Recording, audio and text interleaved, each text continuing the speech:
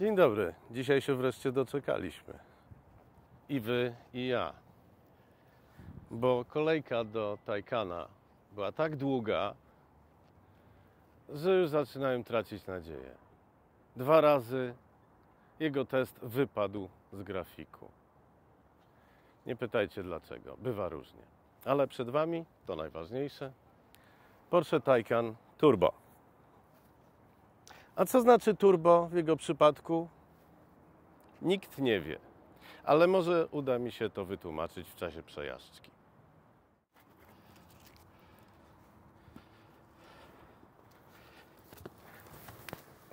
Dzień dobry. Porsche Taycan.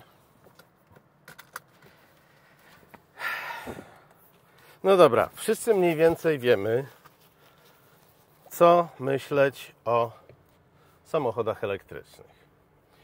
Oczywistością jest to, że jeżeli Porsche się za coś bierze, to efekty mogą być brzydkie, mogą być przeraźliwie drogie, ale będą z całą pewnością doskonałe technicznie.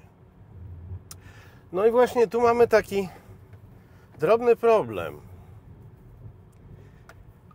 bo Porsche postanowiło zrobić samochód elektryczny, co jest oczywiste, szczególnie biorąc pod uwagę zaszłości marki, w sensie tego, od czego zaczynał założyciel Ferdinand Porsche w 1900 roku. Przecież robił auta elektryczne i hybrydy. Natomiast postanowili od razu zrobić najlepsze auto elektryczne, co też jest zrozumiałe, bo jak się biorą za robienie samochodu sportowego, to musi być najlepszym samochodem sportowym na świecie. Jak się biorą za robienie, nie wiem, limuzyny, to musi być najszybsza i najlepsza limuzyna na świecie. Zupełnie inną rzeczą jest, czy to prawda, bo nikt nie ma wątpliwości, że 911 jako linia modelowa no praktycznie nie ma rywali, bo w swojej dziedzinie super samochodów jest jedynym samochodem, który jest w miarę wszechstronny. Panamera jako super sportowa limuzyna zasadniczo nie ma rywali. Chociaż pewni ludzie by się upierali, że nie wiem, Mercedesy, limuzyny klasy AMG czy BMW serii M czy Audi serii RS lub S+,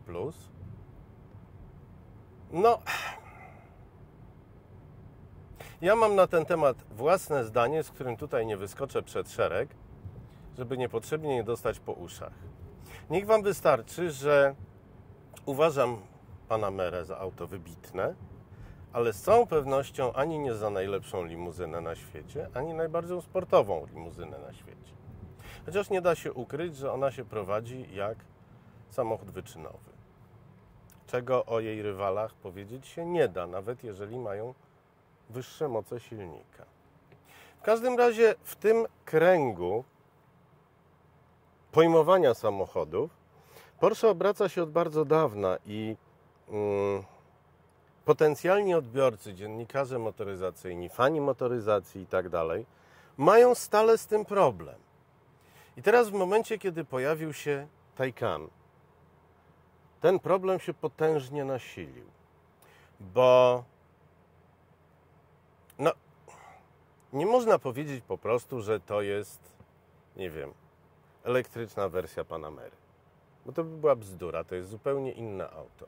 To jest samochód, który powstał od zupełnie zera.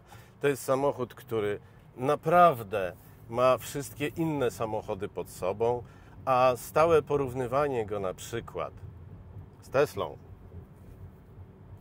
to według mnie jest kompletne nieporozumienie. Chociaż kiedy Porsche zaczynało robić Taycana, jeszcze pod zupełnie inną nazwą, to narobiło mi strasznie dużo nadziei na to, że być może tak genialnie innowacyjna firma, w moim pojęciu bardziej innowacyjna od Tesli, być może ta piekielnie innowacyjna firma wymyśli sposób na to, żeby elektryczny samochód miał sens. Żeby to nie było 2,5 tony, z czego tona z ogonkiem to są baterie. I w dodatku wymuszające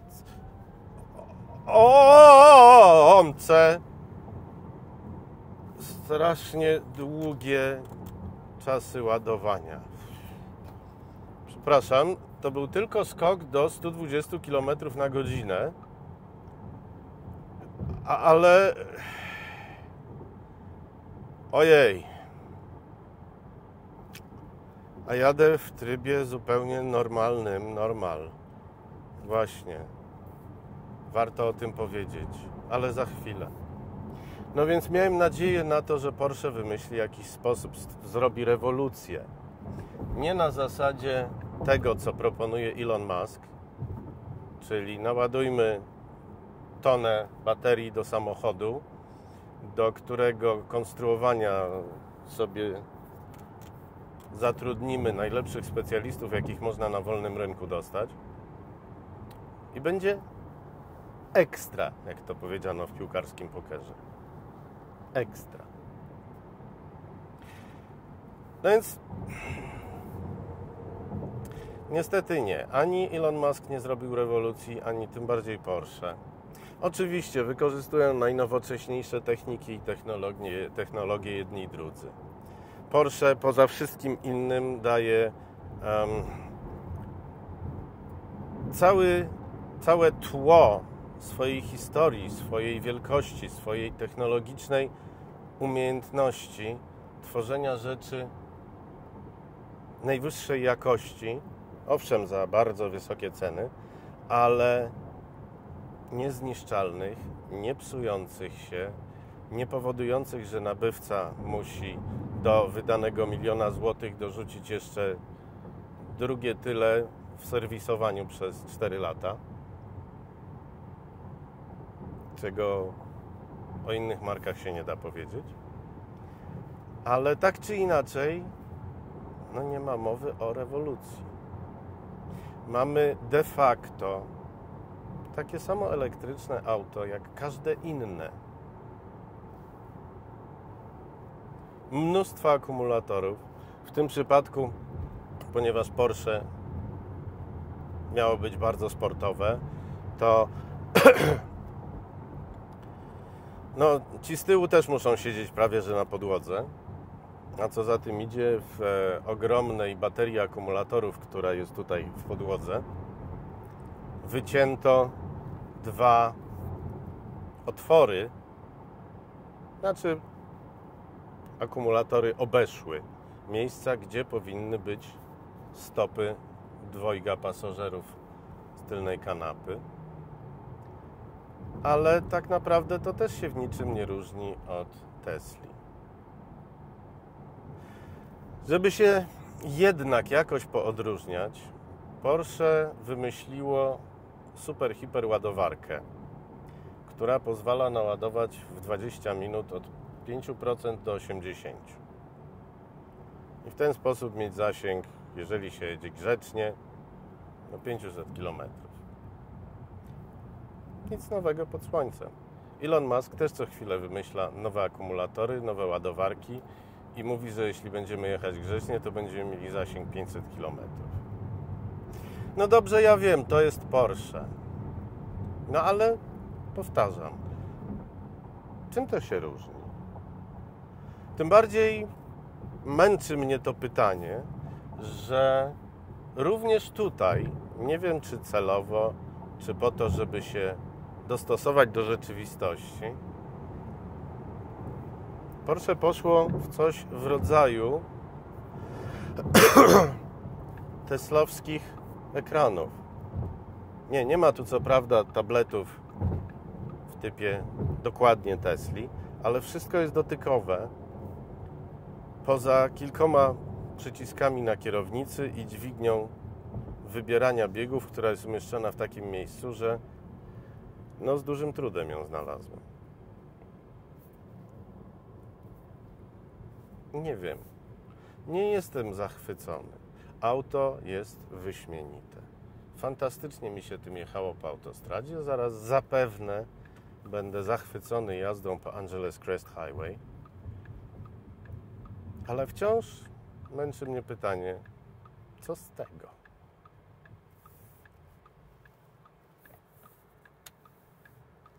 Tak, wiem, że jestem upierdliwy pod tym względem.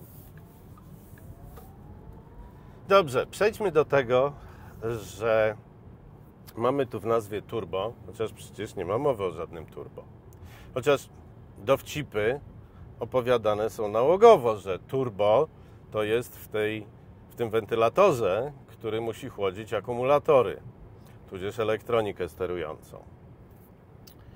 No cóż, bardzo być może, że coś takiego jest konieczne.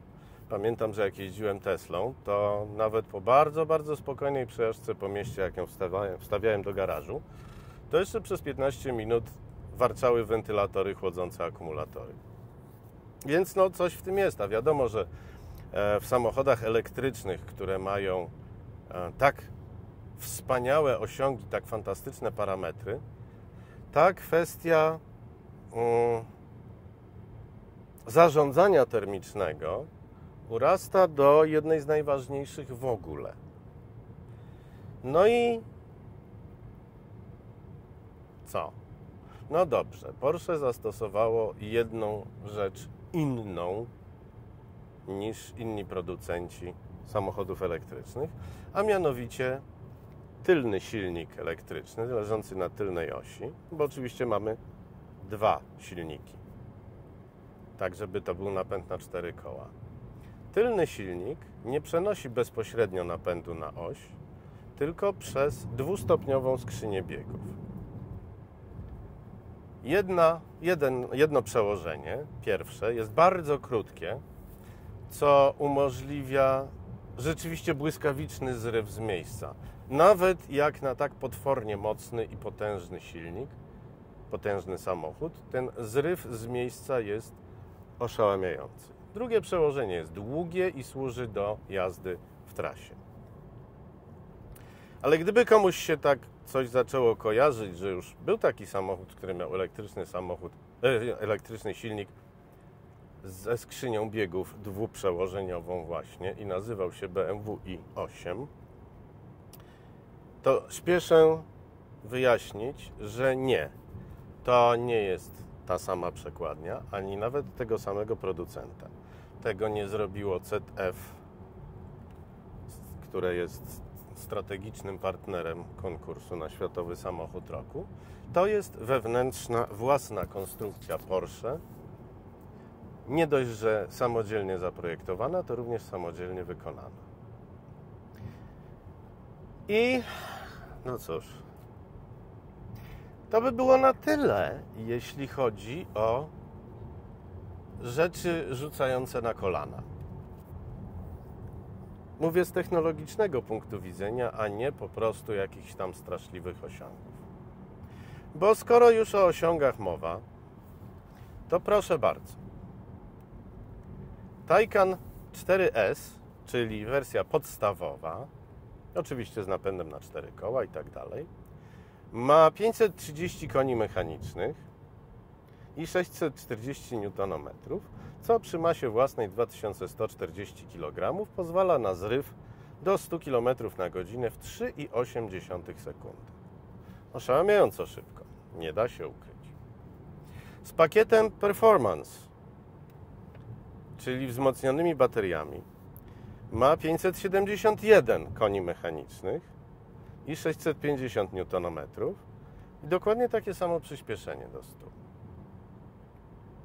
A teraz zaczyna się grubo, bo pojawia się już wersja turbo, którą właśnie jadę. I wersja turbo ma już 680 koni mechanicznych i 850 Nm. Przy 2305 kg potrzebuje 3 sekund na osiągnięcie 100 km na godzinę.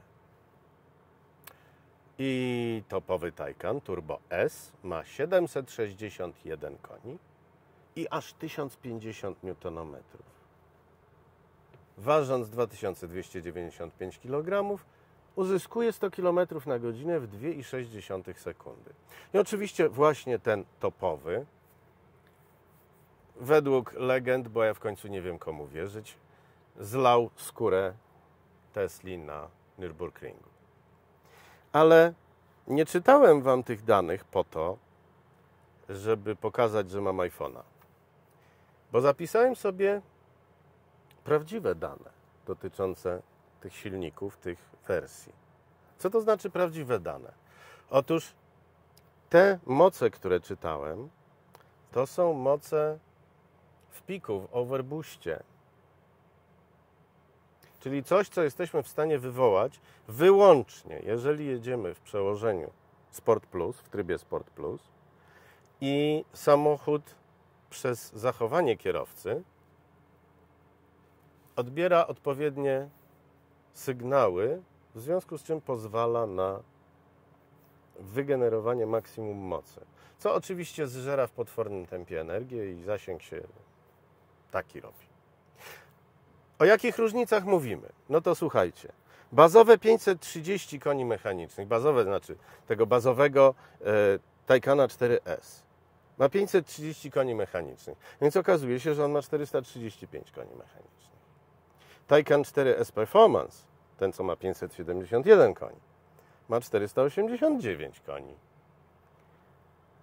A Taycan Turbo 680 koni i Turbo S 761 koni mają naprawdę po 625 koni. I tu się pojawia pewien drobny problem. Po co? Po co się opowiada takie rzeczy? Po co się wymyśla? Tylko po to, żeby młodzież, za przeproszeniem, onanizowała się liczbami? Pewnie tak. Pewnie tak, chociaż no nie da się ukryć, że to jak ten samochód jeździ po zakrętach, to się w zwykłej pale nie mieści. Jak mawiał dzielnicowy, który roznosił mięso w koszmarnych czasach socjalizmu. No więc tak, jeździ cudownie, ma fenomenalne przyspieszenia. Wszystko się zgadza. W związku z czym praktycznie się nie różni od tego, co potrafi Panamera. Szczególnie Panamera w wersji z topowym dieslem, którego już nie ma.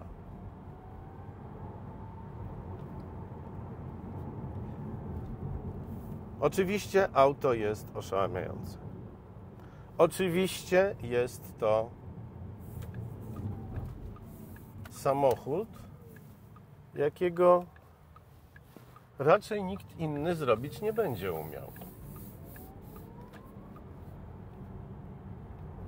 Ale jestem bardzo odległy od zachwytu. Naprawdę. Bo, no żeby wszystko było jasne,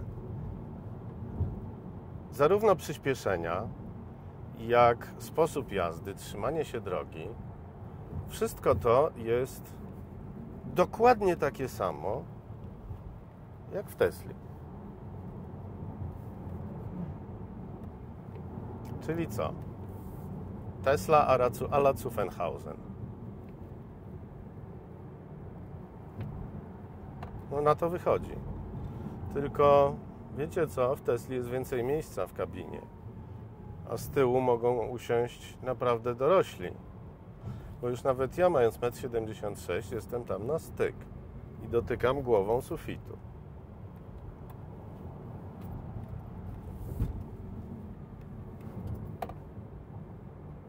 Nie. Nie zachwyciło mnie to auto. W życiu się nie zgodzę z twierdzeniem, że to może być kandydat na zielony samochód roku. W życiu.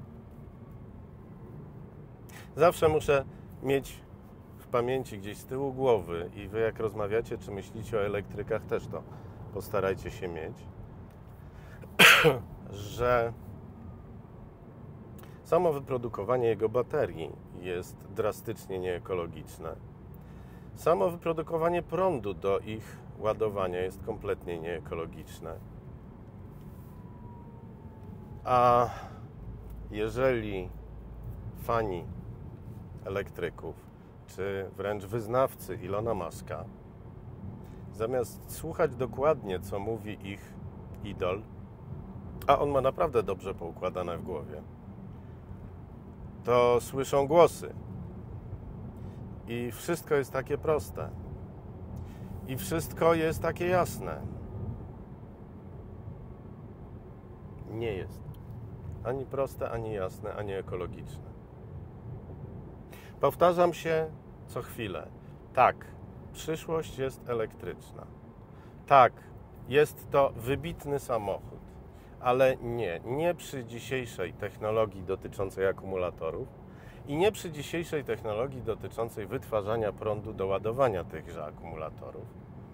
Już nie mówiąc o czasie ładowania. Nie ma sensu powtarzać. Więc ta elektryczna przyszłość jeszcze ma sporo przyszłości przed sobą, zanim się stanie rzeczywistością.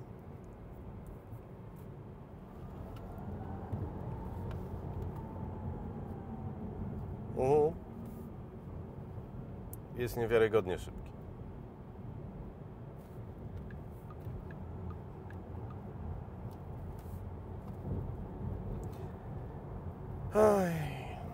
I nawet nie mogę się specjalnie zachwycać tym, że jako Porsche jest rzeczywiście premium i cudownie wykończone i w ogóle, bo wcale nie jest lepiej wykończone niż jakiekolwiek inne Porsche, a będę się upierał, że 718 Spider, którym jeździłem w czasie tych testów, jest samochodem dającym dużo więcej poczucia kontaktu z absolutem motoryzacyjnym. Nie wiem, czy zrozumiecie mój punkt widzenia. Nie chodzi o ryk silnika i tak dalej.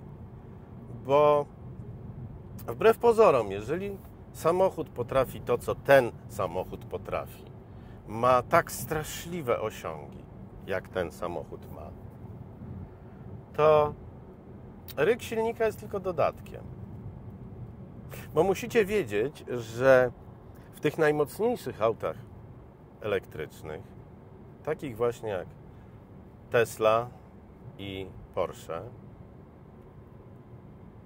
nie ma tego, co sobie idealizują niektórzy, a mianowicie, że się nie czuje prędkości. Nieprawda. Prędkość się czuje. Jeżeli chcecie jeździć elektrycznym samochodem, w którym się rzeczywiście nie czuje prędkości, to musicie jeździć takim czymś jak Audi e-tron. Ewentualnie w trochę mniejszym stopniu Jaguar I-Pace. Ale nie Teslą, nie Taycanem, bo to są auta stworzone do tego, żeby jednak czuć, że się jedzie samochodem sportowym.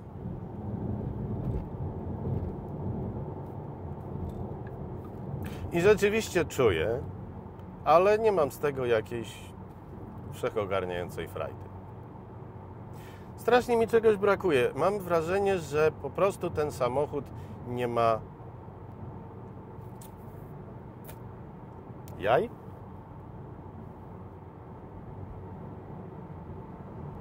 Dziękuję, do widzenia.